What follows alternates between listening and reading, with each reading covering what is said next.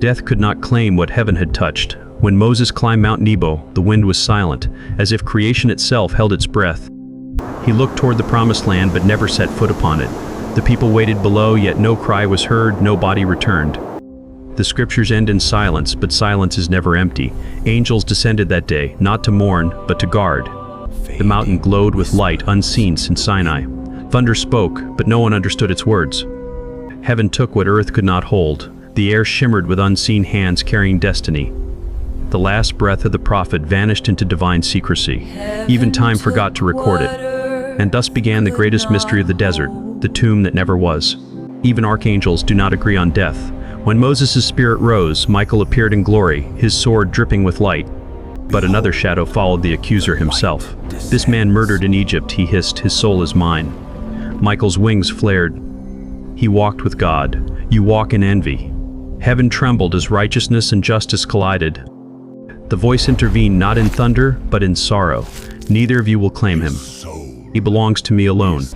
Lightning split the clouds, creation bowed, and so began the struggle not of battle, but of ownership, the war over a prophet's remains. The mountain became the courtroom of eternity, and the verdict was sealed in silence no angel dared to break. Only one burial was ever done by the Creator himself. Moses lay upon the rock as the heavens dimmed their stars. No angel moved, no man was worthy to see. The wind whispered ancient words not of death, but of transformation. A divine hand closed his eyes. The mountain wept dew-like tears from heaven. A fire descended but did not burn. When it lifted, there was no body, only the scent of lightning and prayer. He sleeps where none shall find him, the voice declared. And the earth obeyed. The ground sealed itself, swallowing every trace of mortal memory. Even the sands forgot where they stood, and thus God buried a prophet in his own shadow. The tomb is not of stone, it is of silence. Deep beneath Nebo, where rock turns to fire in memory, lies a place untouched by time. The soil glows faintly as if remembering his footsteps. The archangels place seals 7, each guarded by light that only heaven recognizes. Legends say the tomb moves with the shifting stars. No map can lead there, for it hides between moments, not miles. Sometimes shepherds hear a hum beneath the wind, a sound like prayers trapped in stone. Those who follow it vanish into golden mist. The mountain still keeps its secret, and even angels refuse to speak its name aloud. For to find it would be to understand eternity, and eternity does not forgive intrusion. Where God buries, angels stand watch. Michael became the eternal sentinel, his sword planted in the soil of the unseen grave. No demon approaches without trembling, no mortal crosses without madness.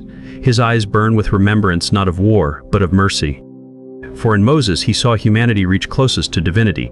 Legends say that on nights when the stars align with Sinai, a figure of light walks along Nebo's edge.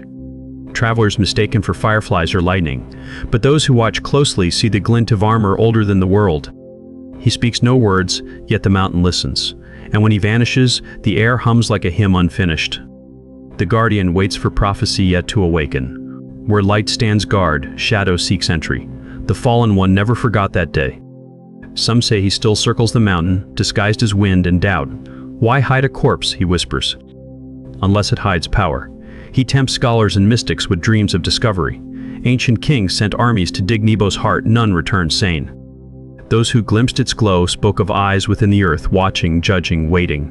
The serpent's goal was not the body but the staff, the rod that split seas and summoned plagues. For within it, heaven's will had once obeyed human hands. But every attempt ended in dust. For some secrets are not lost, they are protected by eternity itself. The staff that struck the rock still hums with divine memory. Forged by heaven's word, wielded by faith, it obeyed only the pure of heart. When Moses fell, the staff did not. Michael took it, sealing it within the tomb. It was said that whoever touched it without divine right would see every sin of mankind in an instant and go blind from the truth. The staff glows once each century, aligned with the morning star, signaling heaven's covenant still unbroken. Some prophets claim it will rise again, carried by a new deliverer when the final exodus begins. Until then, it sleeps beneath light, humming softly like God's unfinished sentence. And the mountain guards it like a living vow. The people searched, but the mountain kept its silence. Joshua wept, the tribes mourned, and the desert felt empty. Yet God forbade them to seek the grave. Do not build a shrine to flesh, the voice warned, for faith must follow spirit, not stone. But man forgets faster than dust. In time, tales spread of a glowing valley east of Jordan, where angels were seen walking at dawn. Priests silenced the rumors, fearing worship would turn to idolatry. The scrolls were sealed, the truth buried deeper than bones. Yet every generation hears whispers of that hidden light, a reminder that holiness cannot be claimed, only found in obedience. And so, Israel mourned what it was never meant to possess. Heaven swore secrecy with thunder and flame. Michael, Gabriel, and Raphael stood before the throne. "The place shall not be known until the final trumpet," said the voice. Their wings crossed in covenant. Lightning sealed their vow into time itself. Each angel took a role, one to guard, one to watch, one to remember. And every century they returned to the mountain in silence, touching the air where the prophet vanished. The world never notices, but storms always gather that night. The sky darkens not with wrath, but reverence. Their oath holds still, unbroken, unspoken. And heaven itself keeps count of every whisper that dares to question it. The tomb glows not with decay, but with divine residue. Energy older than the sun pulses beneath the stone. Some mystics say it is the remnant of God's touch, still alive. When the wind blows from the east, the sands shimmer as though light remembers the moment it knelt. Legends tell that those who meditate near Nebo hear a voice soft and ancient. "The servant is with me." No one knows if it's memory or the mountain breathing. Some scholars call it myth, prophets call it proof. For where divine fire has rested, silence still burns. The hidden fire guards the covenant of remembrance, and even death stands still before its glow. The scriptures end, but prophecy continues. In forgotten scrolls, Enoch wrote of a final unveiling. "When the world forgets obedience, the tomb shall tremble," he said. "In that hour, the guardian will rise, and the staff will shine once more." Moses will not return, but his authority will.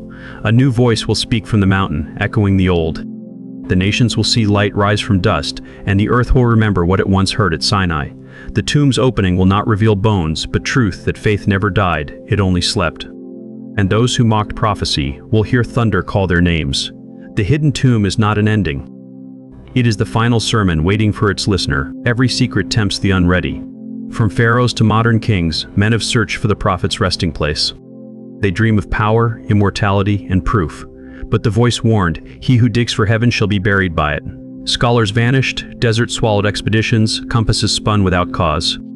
The few who returned spoke in riddles. "We found no grave, but it found us." Nebo remains untouched because heaven knows mankind still hungers for what it cannot handle. The warning stands carved in unseen flame. Faith must walk by trust, not sight. Those who forget that truth end their journey beneath shifting sands and whispering angels. The prophet's body is hidden, but his presence remains.